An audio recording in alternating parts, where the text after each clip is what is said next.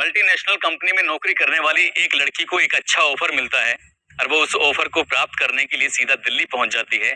दिल्ली में जब वो अपना इंटरव्यू देने के लिए लाइन में लगी हुई थी, तभी उसके पास एक चपरासी आता है और आकर कहता है कि मैडम, आप चाय लेंगी या कॉफी लेंगी? वो लड़की उसकी तरफ देखती है और देखकर कहती है कि तुम्हें क्या चीज पसंद है, चाय पीते हो या कॉफी पीते हो, या जो चीज अच्छी बनाते हो वो मेरे लिए लेकर आओ।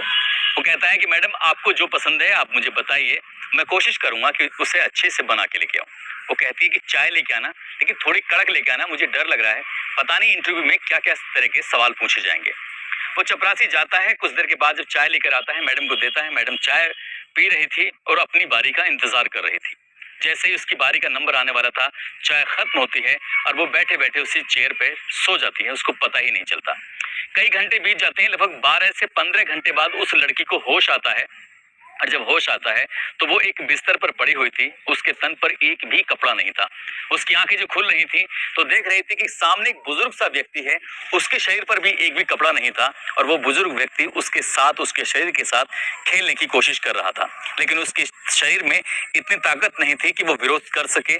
उसकी जुबान में इतनी जान नहीं बची थी क्योंकि वो आवाज निकाल सके, क्योंकि उसको चाय के अंदर कुछ ऐसी चीज मिला के दी गई थी जिससे उसके शरीर की जो ताकत थी वो कहीं ना कहीं कमजोर हो चुकी थी। वो समझ नहीं पा रही थी।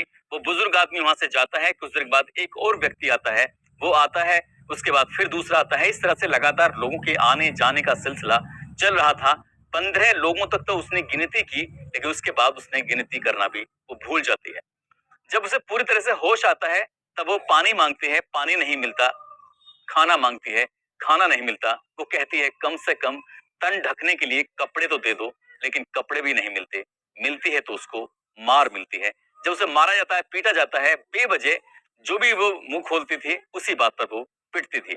अब यहाँ से निकलने की उसने तमाम कोशिशें की, लेकिन 24 घंटे किसी न किसी की उस पर नजर रहती थी। जब वो यहाँ से बाहर जाती है तो इस बात की गूंज पूरी राष्ट्रीय राजधानी क्षेत्र दिल्ली ही नहीं, बल्कि उससे लगने वाले जितने भी प्रदेश होते हैं वहां तक पहुंच जाती है। यही नहीं, जिस प्रदेश की वो लड़की होती है, उस प्रदेश के लोगों को यकीन नहीं हो रहा था कि किसी ने उसकी मजबूरी का इस तरह से फायदा उठाया। आदाब, नमस्कार, सत श्री अकाल। मैं उस्मान सैफी। आज की जो सच्ची घटना मैं आपको सुनाने जा रहा हूँ, ये सच्ची घटना है राष्ट्रीय राजधानी क्षेत्र दिल्ली का एक थाना लगता है कमला मार्केट, और इसी कमला मार्केट का एक इलाका है जीबी रोड। इसी का एक कोठा है, कोठा नंबर 68, 68 नंबर। दरअसल यहाँ से एक व्यक्ति निकलकर अपने आवास की तरफ जा रहा था, जो कि दिल्ली के करोल बाग में रह रहा था। वो वहां से एक फोन मिलाता है और फोन मिलाकर कहता है कि हेलो, मैं अपना नाम नहीं बता सकता, लेकिन मैं आपसे पूछना चाहता हूँ, क्या तुम रानी के भाई बात कर रहे हो? वो लड़का कहता है कि हाँ ठीक है, मैं रानी का भाई बात कर रहा हूँ। आप कौन बोल रहे हो? वो कहता है कि मैं अपने बारे में कुछ नहीं बता सकता, बस इतना बता सकता हूँ कि तुम्हारी बहन जीबी रोड के कोठा नंबर 68 के अंदर है। तुम्हारी बहन ने ये मैसेज भेजा है। वो पूछता है कि तुम कैसे जानते हो? वो कह रहा था कि मैं लगभग 3-4 बार से उनसे मिलके आया हूँ और तुमसे बात कर रहा हूँ, मैं बहुत शर्मिंदा हूँ। वो व्यक्ति इतना कहने के बाद अपना फोन काट देता है। उसने फोन किया था अगस्त 2019 के प्रथम सप्ताह में, और जैसे ही वो लड़का अपनी बहन के बारे में बातें सुन रहा था, रोते हुए गिड़गिड़ाते हुए अपने माँ बाप के पास पहुंचता है और वो कहता है कि बहन की खबर मिली है, बस मुझे दिल्ली जाना है, मुझे दिल्ली जाने की अनुमति दे दो। वो लड़का सीधा यहाँ से दिल्ली जाता है। दिल्ली जाने के बाद जिस नंबर से फोन किया गया था, उसी व्यक्ति से रिक्वेस्ट करता है कि बस एक बार मुझसे मुलाकात कर लीजिए। करोल बाग में रहने वाला वो व्यक्ति उसके अपने पास बुलाता है। अपने पास बुलाने के बाद उससे जब बातचीत करते हैं तो पता चलता है कि वो व्यक्ति भी जो फोन किया था वो कलकत्ता का ही रहने वाला है, और जो भाई आया है वो भी कलकत्ता का रहने वाला है। अब इसके बाद यहाँ से सीधा बातचीत करते हैं, और बातचीत क्योंकि उन्हें अच्छे से बांग्ला भाषा जो आती थी, बातचीत करने के बाद वो कहता है कि जो भी कदम उठाओ सोच समझ के उठाना, ऐसा ना हो तुम्हारी बहन की जिंदगी खतरे में पड़ जाए, ऐसा ना हो कि तुम्हारी जिंदगी भी खतरे में पड़ जाए। भाई बहुत देर तक सोचता रहता है। सोचने के बाद विचार करता है कि मुझे ही कुछ करना चाहिए। अब यहाँ से सीधा जाता है कोठा नंबर 68 में। 68 में जाने के बाद वहां पर जो लड़कियां थी, महिलाएं थी, जो सिर्फ वेश्यावृत्ति का काम करती थी, जो धंधा करती थी, उन लड़कियों के पास जाने से पहले उसे एक मैनेजर के पास जाना होता है, और मैनेजर से जाकर कहता है कि मुझे किसी से मिलना है, मुलाकात करनी है, मुझे भी किसी के साथ वक्त बिताना है। क्योंकि जो सोचकर वो आया था, यहाँ अगर वो अपने मन की सारी बात बता देता तो शायद बहन को भी खतरा होता और उसके लिए भी खतरा होता। एक एक करके लड़कियां लाई जा रही थी, लेकिन हर लड़की को वो लगातार जरूर रिजेक्ट है, कर थोड़ा रहा था। स्वाद हो ना, जब रिजेक्ट कर रहा था मतलब तभी ना। उस महिला ने कहा कि ये एक नई लड़की है, अभी दो ढाई महीने पहले जो आई है रानी, उससे मुलाकात करा दो। तो पीछे से आवाज आती है कि मैडम उसकी तो बहुत डिमांड है, वो लड़की तो पहले से ही एक ग्राहक के साथ है, जब वो खाली होगी तो उसके बाद मुलाकात हो सकती है। वो लड़का कहता है कि अगर ऐसी ही बात है जिसकी डिमांड ज्यादा है तो मैं उसके लिए इंतजार कर सकता हूँ, मुझे कोई जल्दबाजी नहीं है। वो बैठकर इंतजार कर रहा था, तभी जो वहां की मैनेजर होती है वो कहती है कि उसके ज्यादा रेट लगेंगे, इसलिए अगर उसका इंतजार करना है तो तुम्हें ज्यादा पैसे खर्च करने पड़ेंगे। वो कहता है कि मुझे कोई ऐतराज नहीं है, मैं उसी का इंतजार करूंगा जब वो खाली होगी।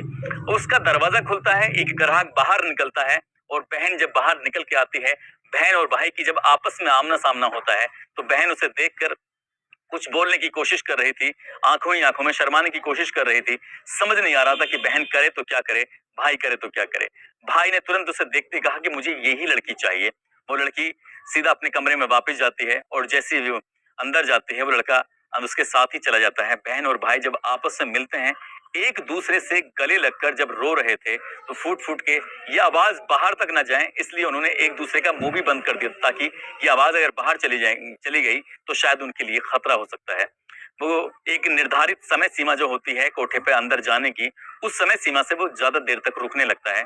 तभी दरवाजा बार बार खटखटाया जा रहा था कि तुम यदि बाहर नहीं निकले तो सही नहीं होगा, बाहर निकलो, तुम क्या कर रहे हो। वो लड़का कहता है कि क्या बात है। वो कहते हैं कि तुम्हारी जो समय सीमा है वो खत्म हो चुकी है, अगर 5 मिनट से ज्यादा का समय और लिया तो तुम्हारा फिर डबल चार्ज लग जाएगा, यानी कि जितने रुपए तुमने दिए हैं उससे तुम्हें ज्यादा देने पड़ेंगे। लड़का कहता है ठीक है, मैं इससे ज्यादा रुपए देने को तैयार हूँ, लेकिन मुझे अभी कुछ वक्त और बिताना है। बहन अपनी कहानी सुनाना जब शुरू करती है तो भाई भी रोने लगता है और बहन भी रोने लगती है। दरअसल वो बताती है कि कलकत्ता की मल्टीनेशनल कंपनी में जब वो काम कर रही थी, उसी कंपनी में उसकी एक जो दोस्त बनती है ज्योत्सना, और जब ज्योत्सना से वो दोस्ती कर बैठती है तो ज्योत्सना उसके सामने आके एक दिन रोने लगती है। कहती है कि मैं बहुत अभागी हूँ, आज मुझे एक अच्छी नौकरी का ऑफर मिला है, लेकिन मेरे परिवार के लोग, मेरे घर के लोग मुझे उस नौकरी के लिए जाने नहीं देना चाहते। आखिरकार करूं तो क्या करूं। रानी जब उसकी बात सुन रही थी, वो कह रहे थे कि यहाँ तुम्हें कितने पैसे मिलते हैं। वो बता रही थी लगभग 35 या 40 हजार रुपए के आसपास मिलते हैं, लेकिन दिल्ली से जो मुझे ऑफर आया है उसमें लगभग 1 लाख रुपए तो शुरुआत है, और जैसे जैसे वक्त आगे बढ़ेगा पैसे वैसे पैसे भी बढ़ने लगेंगे। रानी जब ज्योत्सना की बात सुन रही थी तो ज्योत्सना की बात सुनने के बाद उसे लगा कि क्या वह नौकरी मुझे नहीं मिल सकती, क्योंकि रानी को भी कम पैसे मिल रहे थे।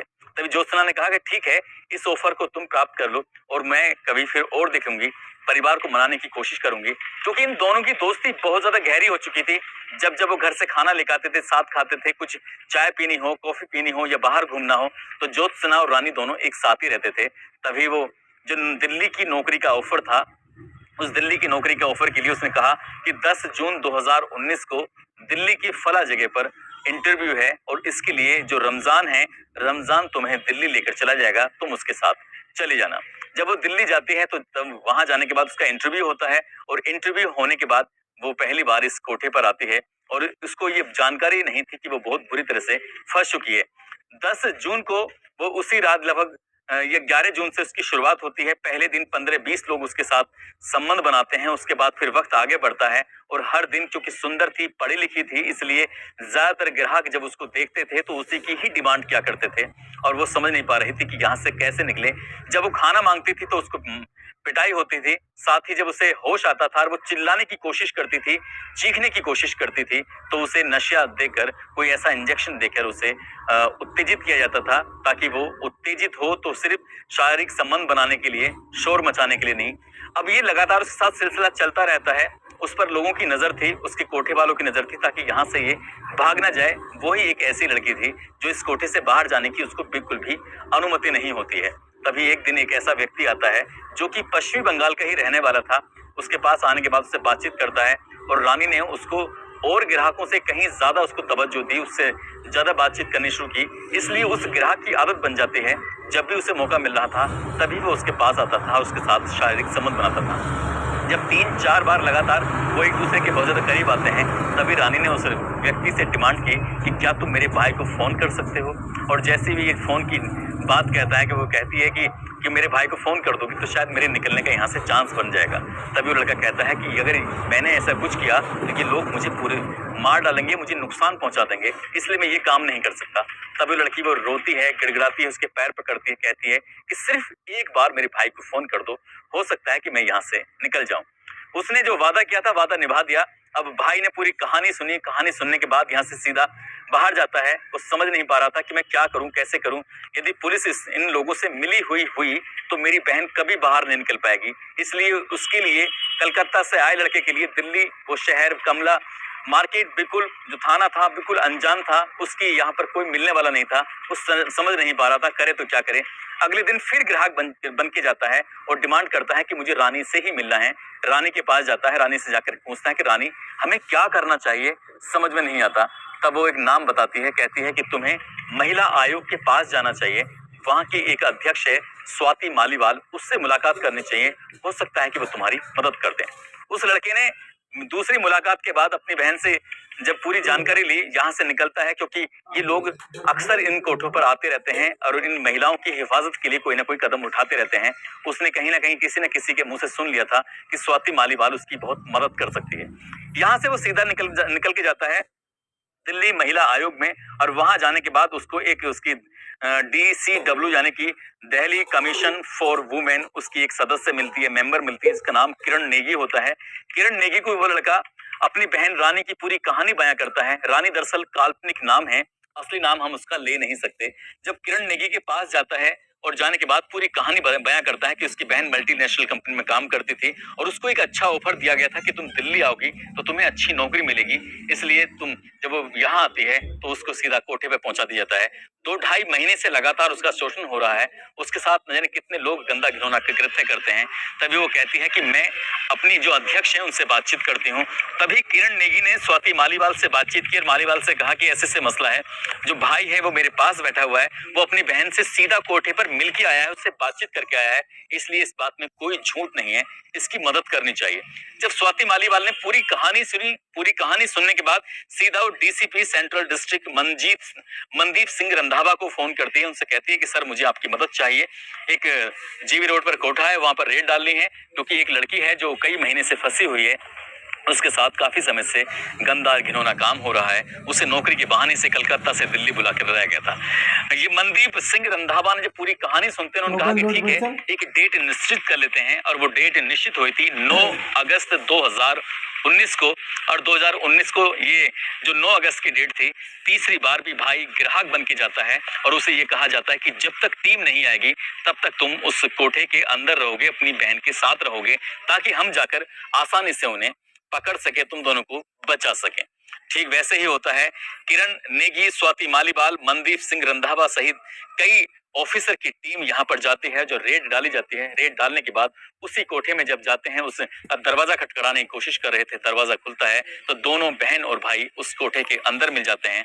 और ये जब कहानी अखबारों के माध्यम से, सोशल मीडिया के माध्यम से लोगों को पता चलती है, तो इसमें स्वाति मालीवाल ही नहीं बल्कि DCP मनदीप सिंह रंधावा और उसकी महिला आयोग की सदस्य किरण नेगी की जमकर तारीफ की गई थी।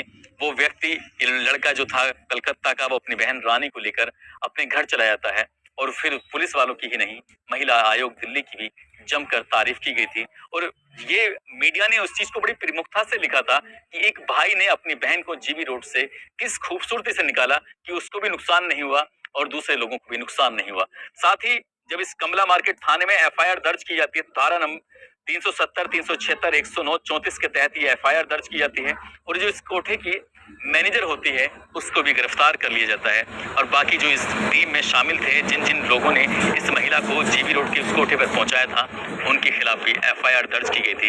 ये FIR वहां भी दर्ज की गई थी क्योंकि ये लड़की अपने घर से ये कह के निकली थी कि मुझे दिल्ली में एक अच्छी नौकरी मिली है। 8 जून 2019 को वो निकली थी, और 10 जून 2019 को जब उसका मोबाइल फोन बंद हो चुका था, तो घर वालों ने उसकी कलकत्ता के अंदर ही गुमशुदगी दर्ज करा दी थी। दोस्तों, इस पूरे घटनाक्रम को सुनाने का उद्देश्य किसी को परेशान करना नहीं है, किसी का दिल दुखाना नहीं है, बल्कि आपको जागरूक करना है, आपको सचेत करना है। और जाते जाते आज आंचल कुमारी हैं, जयपुर की रहने वाली, पिंटू हैं सूरत के, और बदायूं के रहने वाले सूर्यकांत गुज्जर हैं, बंटू यादव हैं। आज इन सभी का जन्मदिन है। इन सभी को जन्मदिन की बहुत सारी शुभकामनाएं, बहुत बहुत मुबारकबाद।